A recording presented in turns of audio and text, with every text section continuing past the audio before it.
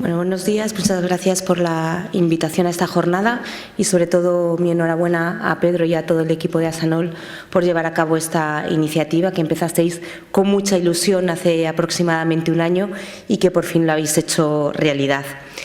La verdad es que yo soy, por así decirlo, la infiltrada en esta jornada porque no soy ni genetista, ni neuróloga, ni oftalmóloga, soy médico internista y soy la coordinadora de la unidad de enfermedades metabólicas y enfermedades mitocondriales del Hospital 12 de Octubre y os voy a comentar un poco lo que son los CESUR, los centros de referencia, y cómo trabajamos en nuestra unidad para poder atender a aquellos pacientes que tienen enfermedades poco frecuentes como es la enfermedad de Lown. Realmente nuestra unidad empezó en el año 1990 con una unidad pediátrica.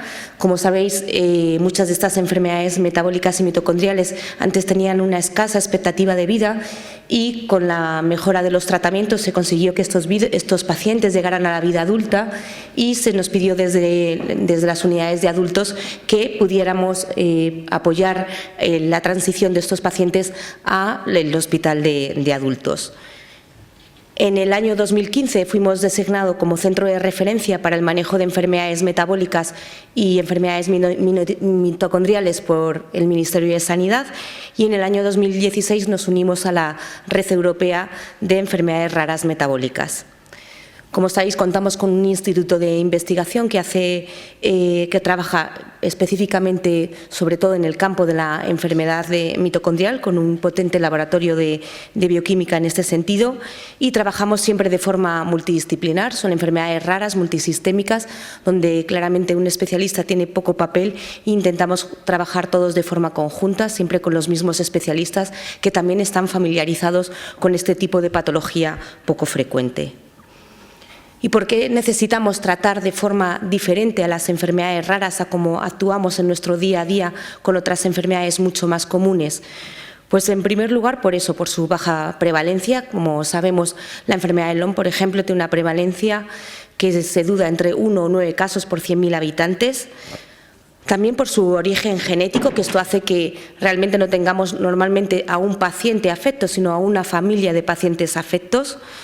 Suelen ser enfermedades crónicas e invalidantes, por tanto el seguimiento de estos pacientes los vamos a realizar en muchos casos de por vida. En general hay poca experiencia clínica debido a esa baja prevalencia y es necesario la concentración de casos que facilite el que tengamos un mejor conocimiento de estas enfermedades. Suelen ser enfermedades con un diagnóstico difícil. La mayoría de estos pacientes pasan años hasta que son diagnosticados y pasan una verdadera odisea diagnóstica hasta que llegan a un diagnóstico confirmatorio. Suelen requerir de trabajo multidisciplinar por esa afectación multisistémica. Y son enfermedades donde en general la investigación es más escasa que en otras enfermedades más comunes y hay pocas terapias disponibles, probablemente porque muchos laboratorios farmacéuticos no encuentran el atractivo de trabajar en unas enfermedades menos comunes donde van a poder dar poco manejo a ese fármaco, a ese nuevo fármaco que ellos descubran. Y realmente por eso se pensó que tenía que haber una estrategia específica en el manejo de las enfermedades raras, pero aunque no lo crean, hasta el año 2007 no se hizo un plan en el que se estableciera cómo se iba a atender a los pacientes con enfermedades raras. Este plan, el primer plan español fue en el año 2007, se pusieron de acuerdo Ministerio, comunidades autónomas, asociaciones de familias para establecer la estrategia en pacientes con enfermedades raras.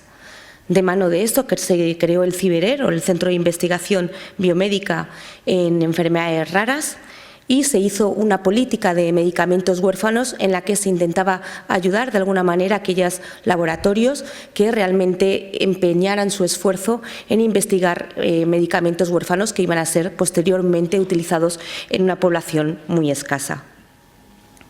Unido a todo esto se crearon lo que son los CESURES, que son los centros, servicios o unidades de referencia del Sistema Nacional de Salud para atender a patologías muy características que bien porque fuesen procedimientos muy específicos o bien porque fuesen enfermedades muy poco prevalentes requerían de su concentración de casos en unidades específicas.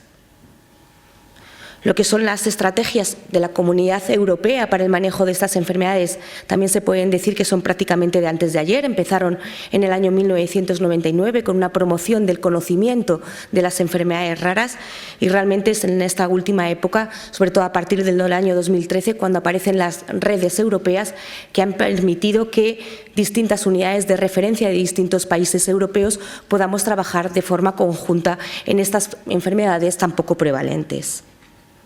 Y realmente, ¿por qué se crearon los centros de referencia?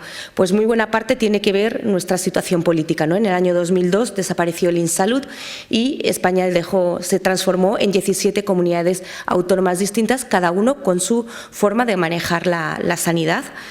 Y se veía obligado el garantizar que cualquier miembro del Estado español pudiera ser atendido de una patología muy concreta, independientemente de que en su comunidad autónoma no existiera un centro de referencia o una unidad específica que manejara esta patología o que hiciera ese procedimiento. Y, por tanto, se permitió la movilidad entre las distintas comunidades autónomas y se creó el CIFCO para compensar entre las comunidades autónomas a unas comunidades y a otras de los que cedían más pacientes a los que recibían más, aunque como bien es conocido, pues la compensación económica es uno de los mayores dificultades que han tenido los CESURes, el que no se haya compensado a las distintas comunidades autónomas. Estos son los 72 CESURes, patologías distintas que se ven que tienen concedida, por así decirlo, el establecimiento de un CESUR. Se creían que eran patologías lo suficientemente raras o procedimientos suficientemente importantes y específicos que se deberían de ver en unidades específicas. La mayoría de ellas están basadas en patología infantil, lo pueden encontrar en la página del Ministerio de Sanidad y, como no, de los trasplantes, que por todos es bien conocido que hay centros muy específicos donde se realiza el trasplante. Y en el CESUR número 50 encontramos las enfermedades metabólicas y las enfermedades mitocondriales. Esta es la distribución de los centros de referencia por todo el Estado español. Como pueden ver, es muy diverso. Prácticamente la mayoría de los CESURes se centran en Madrid y en Barcelona, y tenemos comunidades autónomas como Extremadura, que no tiene ningún CESUR en su comunidad autónoma. Este es el CESUR de enfermedades metabólicas y enfermedades mitocondriales, donde recogemos todas las enfermedades mitocondriales, y esta fue la mano que agarramos para conseguir poder centralizar a los pacientes con enfermedad de Lyme que no se conseguían centralizar en ninguna otra unidad específica. Actualmente hay 8 centros de referencia para enfermedades metabólicas y enfermedades mitocondriales. Hay uno en Santiago de Compostela, hay uno en Bilbao, en el Hospital de Cruces, hay 2 en Barcelona, el Hospital Valdebrón y el Hospital Sant Joan de Déu, hay uno en Valencia, el Hospital de la Fe, hay uno en Andalucía, el Hospital de Virgen del Rocío de Sevilla, y en Madrid también tenemos 2 centros, que es el Hospital 12 de Octubre y el Hospital Ramón y Cajal. ¿Y cuáles son los objetivos que tienen los centros de referencia? Pues eso, mejorar la equidad en el acceso, que el acceso de cualquier paciente pueda ser atendido en estas unidades independientemente de la comunidad a la que pertenezca, y, sobre todo, concentrar la experiencia y mejorar la atención en patologías tan poco frecuentes, que está claro que si todos vemos solo 1 o 2 casos es mucho más difícil de manejar que cuando puedes llevar un número más aumentado de pacientes, que te da mayor confianza en el manejo de estas patologías. Y se nos pusieron también unas cuantas obligaciones. El primero, el dar cobertura nacional, el trabajar siempre de manera multidisciplinar, el actuar como consultores para las unidades que nos pidieran valoración, es decir, no hacía falta ver siempre al paciente, sino ser el consultor y decidir de forma conjunta cuando debía de ser trasladado a nuestro centro, cuando a lo mejor podíamos solucionarlo por email o resolviendo dudas diagnósticas. Garantizar el seguimiento entre la edad pediátrica y la edad de adultos. Sobre todo, medir nuestros resultados. No bastaba con decir que hacíamos las cosas bien, sino que debemos de medir, nos ponen unos parámetros de excelencia que debemos de seguir cumpliendo todos los años, y dar formación a otros profesionales y dar conocimiento de estas patologías poco frecuentes a otras unidades que a lo mejor tuvieran menos acceso a este tipo de patología. Con esto se nos garantizaba, por así decirlo, como se nos daba la acreditación CESUR y se nos sigue haciendo auditorías. Desde el primer año, todos los años nos piden datos de pacientes nuevos que tenemos, de cuántos pacientes estamos valorando y de realmente la evolución de nuestros pacientes, si se descompensa nuestra mortalidad, nuestra capacidad diagnóstica, el tiempo de atención, si hacemos registros, si realizamos protocolos, si hacemos reuniones multidisciplinares. Y tenemos que dar datos anualmente y aproximadamente cada 3 años tenemos una auditoría que vienen a vernos al hospital y confirman estos datos. ¿Cuáles son las fortalezas de este tipo de unidades de referencia? Pues, como no, la concentración de casos, que hace que cojamos experiencia en patología poco prevalente, como puede ser la enfermedad de Lone. El trabajar en forma multidisciplinar, para mí es una de las experiencias más enriquecedoras, ¿no? El tener la oportunidad de poder trabajar con bioquímicos, genetistas, neurólogos, oftalmólogos, cardiólogos, donde todo el mundo aporta algo. La continuidad asistencial y el poder trabajar con los pediatras, que muchas veces son los primeros que hacen el diagnóstico de este tipo de pacientes y nos trasladan a los pacientes de forma más cercana para que no se sientan perdidos por así decirlo, he llegado a la edad de adulta y ahora cómo hago la transición. El trabajo en red con otros centros, que me parece muy importante, adquirir la experiencia que tienen también otros centros. Con esto, crear protocolos y registros, hacer docencia y, como no podría faltar, iniciar la investigación. Esto a los centros de referencia también nos ha permitido llegar hasta las redes europeas. Realmente, por normativa, solo se nos permitió a aquellos centros que ya fuésemos centro de referencia nacional, CESUR nacional, acceder a las plataformas de redes europeas. Nos presentamos y conseguimos ser parte de la red. Y bueno, lo que nos ha dado sobre todo es mucho trabajo, pero también muchas facilidades de poder trabajar con otras personas en cualquier país de Europa que tienen experiencia en estas patologías, juntar nuestros casos, juntar nuestros protocolos, hacer protocolos de tratamiento común y, como no, intentar hacer una investigación común.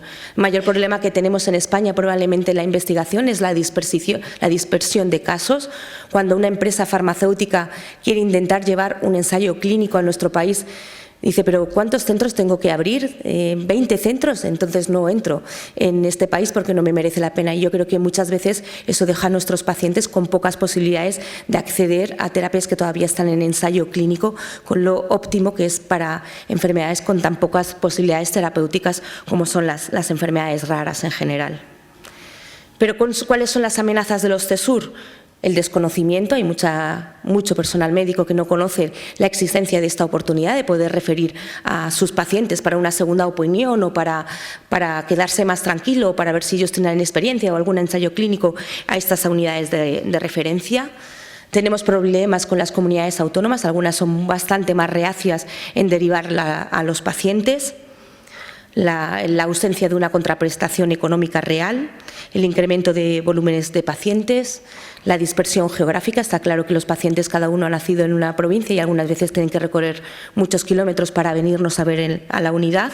Y, como no, el recelo de otras unidades que creen que pueden tener una pérdida de pacientes si derivan estos pacientes a nuestra unidad, sin saber que siempre nosotros creemos que el paciente debe tener un médico de referencia en su ciudad, en su pueblo, en su hospital de referencia y, como no, tener a una unidad de referencia de apoyo si lo necesita para poderle ayudar en el diagnóstico o en el tratamiento. ¿Y cómo se debe solicitar una valoración en un centro CESUR? Pues realmente no lo pueden pedir los pacientes, lo que tiene que pedir el facultativo especialista que está atendiendo a este paciente. Él se lo debe comentar a lo que es la asistencia, la gestión de su centro médico. Esto pasaría a su área sanitaria, que es la que se pone en contacto con nuestra comunidad autónoma y, en definitiva, con el CESUR de destino que están solicitando. Y con esto se le da una cita al paciente. Y realmente, quitando el que tiene que hablar con admisión, el médico que solicita que el paciente sea admitido en un centro CESUR no necesita más que adjuntar un informe del paciente y especificar dentro de todos los CESURes que hay, dentro de todos los centros de referencia, cuál en concreto es el que quiere derivar a su paciente. Y por ahora, por lo menos, tenemos garantizado que a los pacientes que se trasladan de unas comunidades autónomas a otras se le garantiza los gastos de desplazamiento. Es verdad que no es la única forma de atender a estos pacientes. Hay unidades que sin tener la garantía o la acreditación CESUR son excelentes en el manejo de muchas patologías en concreto, donde se cumplen criterios de calidad y a lo mejor no tienen manejo en todas las enfermedades mitocondriales, pero sí en ciertas patologías pues son grandes expertos y, por supuesto, cumplen criterios para poder ser derivados a los pacientes.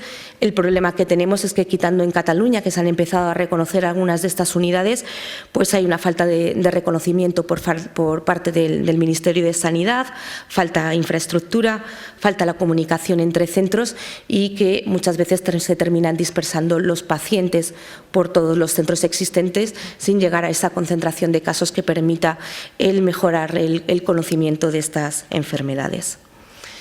Nada más, ya para terminar, comentar como conclusiones la necesidad de concentrar la experiencia, sobre todo en patologías con muy baja prevalencia, la importancia de los equipos multidisciplinares, de los registros y de los trabajos en red, la necesidad de los CESURes o unidades de experiencia clínica como oportunidad de acceso a los pacientes a unidades especializadas y la necesidad de dotar al sistema de salud de un presupuesto adecuado y realista que haga posible que este tipo de unidades se mantengan en el tiempo.